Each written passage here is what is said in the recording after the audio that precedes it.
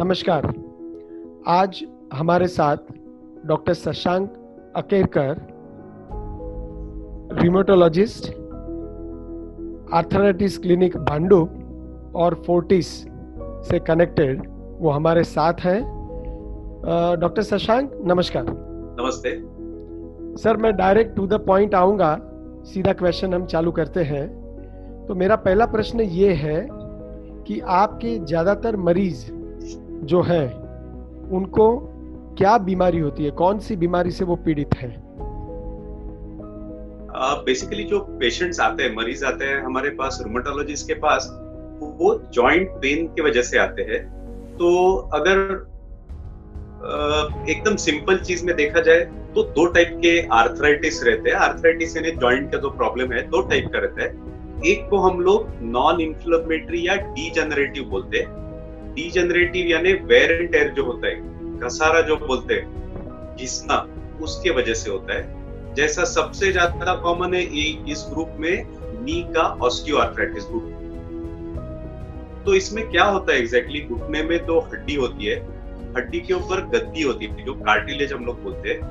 उम्र, वजन, नीचे उठना बैठना, इन सब चीजों की वजह से वो गद्दी घिसती है। घिसने की वजह से क्या होता है, जब भी घुटने पे प्रेशर आएगा, हड्डी एक के ऊपर एक घिसती है और घिसने की वजह से दर्द होता है। तो जो सीनियर सिटीजन्स होते हैं, जो घुटने में दर्द बोलते हैं, उठने चढ़ने में, नीचे बैठने में दर्द होता है घुटने में, तो ये जो है, ये घुटने का ऑस्टियोआर्थराइटिस उसमें आता है। तो इसके लिए ट्रीटमेंट होती है। तो ये है वेयर एंड टेयर वाला डीजेनरेटिव आर्थराइटिस जो हम लोग बोलेंगे। दूसरा ग्रुप होता है जो मेनली रूमेटोलॉजिस्ट हम लोग देखते हैं, इसे इन्फ्लेमेटरी आर्थराइटिस कहा जाता है। इन्फ्लेमेटरी आर्थराइटिस में जोड़ों में सूजन आ जाती है। इसमें एग्जैक्टली क्या होता है, ये ऑटो इम्यून इलनेस है। ऑटो इम्यून यानी क्या, इसमें अपनी ही इम्यूनिटी अपने ही जोड़ों को फॉरेन समझ के अटैक करने लगती है। तो जब ये जोड़ों को अटैक करती है, जोड़ों में सूजन आ जाती है और सूजन की वजह से दर्द होता है। कभी कभी यही इम्यूनिटी जोड़ों को तो पकड़ ही लेती है, साथ में बाकी ऑर्गन्स के ऊपर भी अटैक कर सकती है, जैसे हार्ट है, लंग है, किडनी है। तो कभी कभी ये उसमें भी प्रॉब्लम कर सकती है। तो इसे इन्फ्लेमेटरी आर्थराइटिस कहा जाता है। काफी टाइप्स होते हैं और इसकी भी डेफिनेटिव ट्रीटमेंट अवेलेबल है। इसका मतलब जॉइंट पेन को हम डिस्क्राइब कैसे करेंगे, whether it is hereditary, auto immune, ये लाइफस्टाइल के रिलेटेड बीमारी है, या फिर ये बीमारी किसी विटामिन की डेफिशिएंसी होती है? आप क्या इस पे स्पष्टीकरण करना चाहेंगे? वैसे आपने थोड़ा सा क्लियर तो दे दिया है पहले ही क्वेश्चन में। जो डीजेनरेटिव आर्थराइटिस है, जो घिसने के वजह से होता है, वेयर एंड टेयर वाला आर्थराइटिस है, ये मेनली लाइफस्टाइल डिसीज है। इंडिया में घुटने का जो प्रॉब्लम मैंने बोला वो बहुत कॉमन है। क्यों कॉमन है, तो हम लोग का आदत है नीचे बैठने का। तो नीचे उठने बैठने की वजह से घुटने की गद्दी घिस जाती है और उसके वजह से ये होता है प्रॉब्लम। तो ये डेफिनेटली लाइफस्टाइल रिलेटेड है। कमर का जो स्पॉन्डिलिसिस होता है वो भी ये डीजेनरेटिव ग्रुप में आता है और ये भी काम की वजह से होता है। नीचे बहुत ज्यादा झुकना, वजन ज्यादा उठाना, इसमें ये कॉमनली होता है। तो ये जो डीजेनरेटिव आर्थराइटिस है, ये मैकेनिकल है और इसमें लाइफस्टाइल का काफी सारा कंट्रीब्यूशन है। जो इन्फ्लेमेटरी आर्थराइटिस, दूसरे टाइप के आर्थराइटिस जो मैंने बोले, उनमें लाइफस्टाइल, ये लाइफस्टाइल के प्रॉब्लम्स नहीं है। इसमें इम्यूनिटी जोड़ों को अटैक कर रही है। तो इसमें लाइफस्टाइल का पर से डायरेक्टली तो कोई कॉजेशन नहीं है। एक इसमें जेनेटिक्स डेफिनेटली आता है। काफी सारे फैमिलीज में आर्थराइटिस रन होता है। तो माँ को है तो काफी बार बच्चों को होता है, या पिताजी को है तो बच्चों को होता है। तो ये जेनेटिक्स में होता है। दूसरा, जो मेल फीमेल सेक्स बोलते हैं हम लोग, उससे है। ये कॉमनली बहुत सारे आर्थराइटिस लेडीज में, फीमेल्स में ज्यादा होते हैं। क्यों होते हैं, तो जो फीमेल सेक्स हार्मोन्स है उनके वजह से इम्यूनिटी के इश्यूज होते हैं। तो ये मेजॉरिटी फीमेल्स में ज्यादा होते हैं। तो ये दो फैक्टर है जिनको हम लोग चेंज नहीं कर सकते। जेनेटिक्स चेंज नहीं कर सकते, मेल या फीमेल, उसको नहीं चेंज कर सकते। जो चेंज करने वाले फैक्टर्स है वो है स्मोकिंग। स्मोकिंग से काफी सारे आर्थराइटिस होते हैं। तो ये तो डेफिनेटली आपके हाथ में स्मोक करना है या नहीं, तो वो डेफिनेटली अवॉइड करो। और लास्टली जिसको घर में ऑलरेडी आर्थराइटिस का हिस्ट्री है, जैसे माताजी या पिताजी को अगर आर्थराइटिस है, तो डेंटल इन्फेक्शन होते हैं, इनसे भी काफी बार आर्थराइटिस ट्रिगर हो जाता है। तो अगर आपको आर्थराइटिस कम करना है रिस्क, क्या कर सकते हो? तो एक डेंटल इन्फेक्शन, दांत का इन्फेक्शन का ध्यान रखो, रेगुलरली डेंटिस्ट को दिखाओ, और सेकेंडली स्मोकिंग अवॉइड। तो ये फैक्टर्स है जो हम लोग चेंज कर सकते हैं इन्फ्लेमेटरी आर्थराइटिस। अच्छा डॉक्टर साहब, अभी आजकल कोरोना की महामारी पूरे विश्व में उसके चर्चा चालू है, कोविड-19। इसमें हमने लास्ट 1-1.5 महीने से सुना है कि आपको इम्यूनिटी बढ़ाए, रोग प्रतिकारक शक्ति बढ़े, ऐसी चीज़ें लेनी चाहिए, ऐसा मतलब उसके लिए ट्राई करना चाहिए। और जो आपका ये जो जॉइंट पेन है और जो संधिवात है, उसकी जो दवाइयाँ हैं, वो दवाइयाँ तो हमारी इम्यूनिटी कम करती है, ऐसा मेरे समझ में है, ऐसा मेरी मानसिकता है। तो इस परिस्थिति में हमें क्या करना चाहिए, उन पेशेंटों को क्या करना चाहिए? बराबर, जैसा हम लोग ने अभी देखा, इन्फ्लेमेटरी आर्थराइटिस में अपनी ही इम्यूनिटी अपने ही जॉइंट्स को अटैक कर रही है। तो इसका ट्रीटमेंट कैसा होता है? तो हम लोग इम्यूनिटी को सप्रेस करते हैं, गोलियों से उसका इफेक्ट जो है थोड़ा कम करते हैं, ताकि वो जॉइंट्स के ऊपर अटैक ना करे। अब हम लोग इन्फेक्शन को देखेंगे, कोरोना वायरस या कोई भी इन्फेक्शन हो, तो यही इम्यूनिटी उस इन्फेक्शन को अटैक करके बॉडी से क्लियर करती है। तो ट्रीटमेंट से इम्यूनिटी सप्रेस होता है, और इन्फेक्शन के लिए ट्रीटमेंट, इन्फेक्शन अच्छा होने के लिए इम्यूनिटी का स्ट्रांग होना जरूरी है। तो ये तो प्रॉब्लम डेफिनेटली है, नो डाउट, जिसको इन्फ्लेमेटरी आर्थराइटिस है उसको। तो इसमें अभी फिलहाल रिकमेंडेशन क्या है कि हम लोग क्या करें? देखो, अगर कोरोना वायरस के लिए जैसा गवर्नमेंट ने भी बोला है, सबसे बेस्ट प्रिकॉशन है कि घर पे रहो, इन्फेक्शन को बॉडी को इंट्रोड्यूस ही नहीं होने दो, बॉडी को उसका कांटेक्ट ही नहीं होने दो। तो अगर आप घर पे रहते हो, प्रॉपर प्रिकॉशंस लेते हो, आपको कोरोना वायरस का कांटेक्ट होने का चांस आप कम कर देते हो, तो ये इश्यू ही नहीं आएगा। तो सबसे इंपॉर्टेंट, अगर आपको आर्थराइटिस की मेडिसिन चालू है, तो जो गवर्नमेंट बोलती है उसके हिसाब से बाहर मत जाना, प्रिकॉशंस लेना कि आपको कोरोना वायरस होए ही नहीं, बॉडी को उसका कांटेक्ट ही ना हो। एक दूसरी बात, जो आर्थराइटिस की मेडिसिन है वो फिलहाल कम नहीं करनी है। क्यों नहीं कम करनी है? समझो, आप अगर आर्थराइटिस की मेडिसिन आज कम कर देते हो, तो बहुत हाई चांस है कि आर्थराइटिस उभर कर बाहर आएगा। अगर आर्थराइटिस बढ़ जाता है, तो मुझे अननेसेसरीली उसको ठीक करने के लिए स्टीरॉइड्स देने पड़ेंगे, और स्टीरॉइड दूंगा तो कोरोना होने का चांस और भी बढ़ेगा। तो इसके लिए जो मेडिसिन है वो कंटिन्यू करो, आर्थराइटिस को अच्छे से कंट्रोल में रहने दो, और प्रॉपर प्रिकॉशंस लो, ताकि कोरोना वायरस का कांटेक्ट ना हो। ये करंट गाइडलाइंस है, ये करंट प्रिकॉशंस है। अच्छा, अभी ये जो कोरोना के लिए जो दवाई है, वो जो हेल्थ वर्कर है, डॉक्टर्स हैं, जो भी सपोर्टिंग स्टाफ है, वो सब HCQ दवाइयाँ लेते हैं। जो दवाइयाँ हमारे जॉइंट पेन और संधिवात के लिए 80-90% केसेस में आप सजेस्ट करते हो। तो अभी लोगों के संभ्रम में ये आ गया है, पेशेंटों को ऐसा लगता है कि कोरोना की दवाई हम क्यों खाएं। तो इस पर स्पष्टीकरण आप क्या करोगे सर?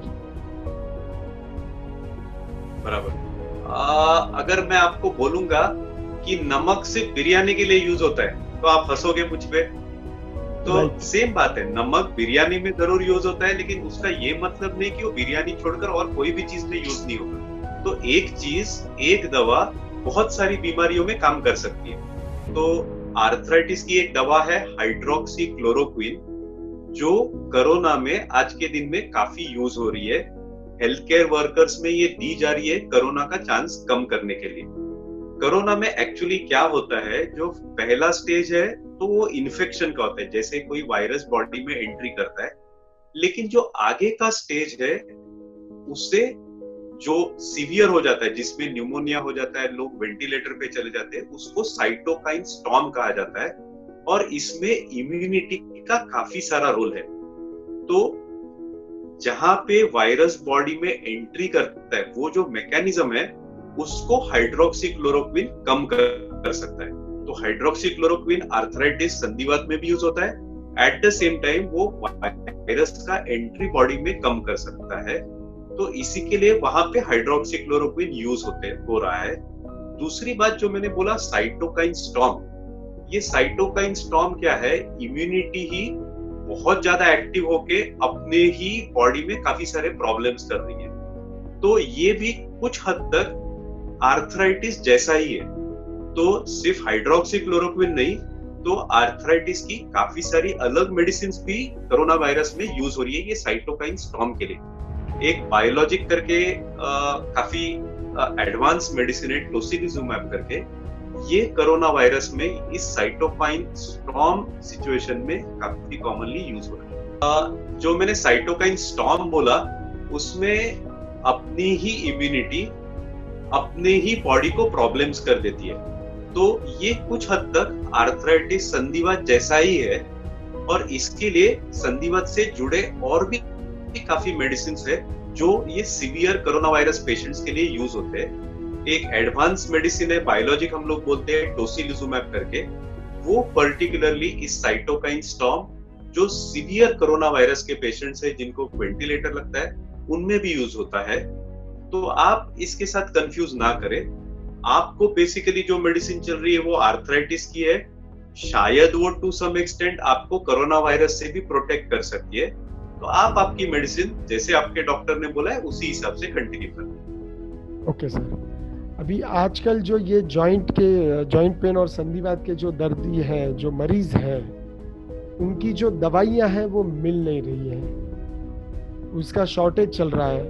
तो इसका क्या ऑल्टरनेट है, और ये डेंजरस तो नहीं है अगर दवाइयां आगे पीछे हो गई या नहीं मिली या डोज में कुछ आगे पीछे हो गया, तो इसके ऊपर आप क्या मार्गदर्शन करेंगे सर? देखो, बेसिकली हाइड्रोक्सीक्लोरोक्विन की शॉर्टेज मैक्सिमम चल रही है, बाकी गोली का इतना तो प्रॉब्लम नहीं है। हाइड्रोक्सीक्लोरोक्विन की शॉर्टेज क्यों हो रही है, तो जैसे अभी हम लोग ने बात की है, कोरोना वायरस में भी यूज हो रहा है।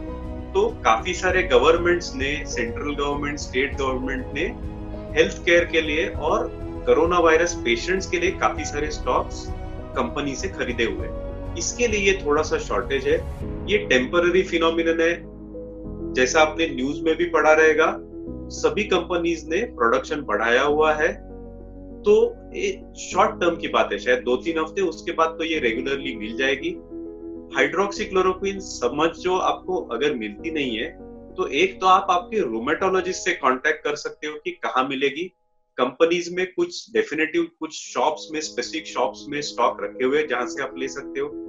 एकदम ही समझो नहीं मिलती आपको, तो आपके रूमेटोलॉजिस्ट से बात करके हाइड्रोक्सीक्लोरोक्विन जैसे ही एक क्लोरोक्विन करके गोली होती है, हाइड्रोक्सीक्लोरोक्विन नहीं, क्लोरोक्विन, जो मलेरिया में यूज होती है, जो कॉमनली कहीं पे भी मिल जाएगी, तो आपके डॉक्टर से बात करके उसके जगह पे ले सकते हो।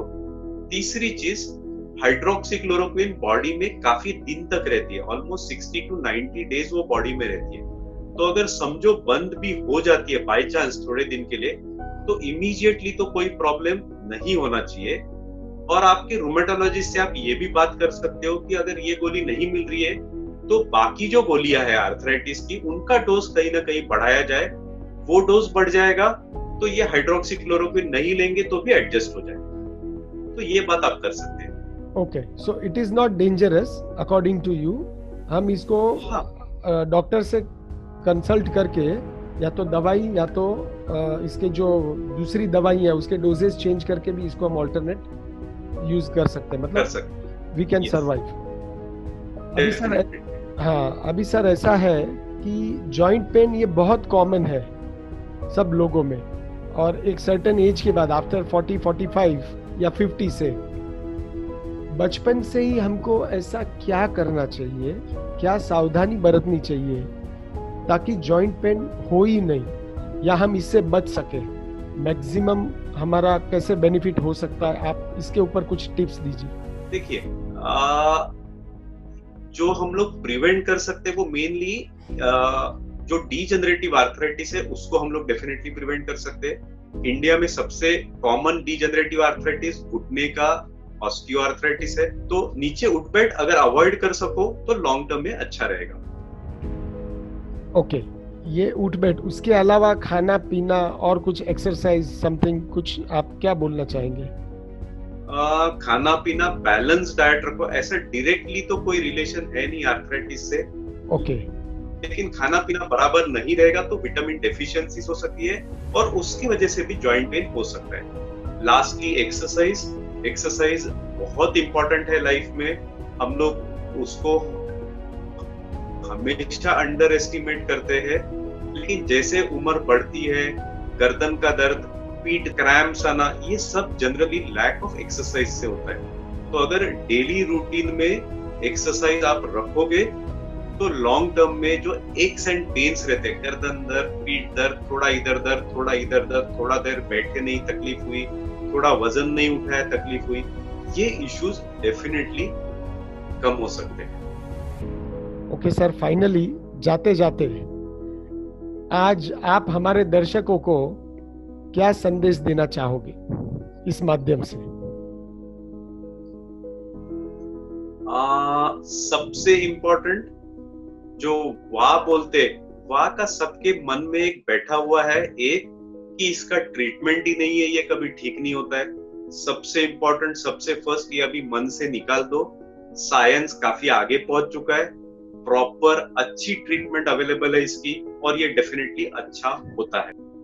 सेकंड बात, वाह में दूसरी एक चीज जो कॉमनली सब लोग सोचते हैं कि इसमें सिर्फ स्टीरॉयड और पेन किलर ही यूज होते हैं। सभी वाह की बीमारियों में लॉन्ग टर्म स्टीरॉयड डेफिनेटली नहीं लगता है। रूमेटोलॉजिस्ट को देखा के प्रॉपर ट्रीटमेंट लेके उसमें आप पूरे अच्छे हो सकते हो। Sir thank you very much. आज आपने आपका कीमती वक्त दिया और लोगों को इससे जरूर फायदा होगा, और इन केस अगर हमारे और कुछ क्वेश्चन आएंगे और कुछ होगा तो वापस हम आपको जरूर से याद करेंगे। फिलहाल के लिए नमस्कार। नमस्कार, धन्यवाद। धन्यवाद।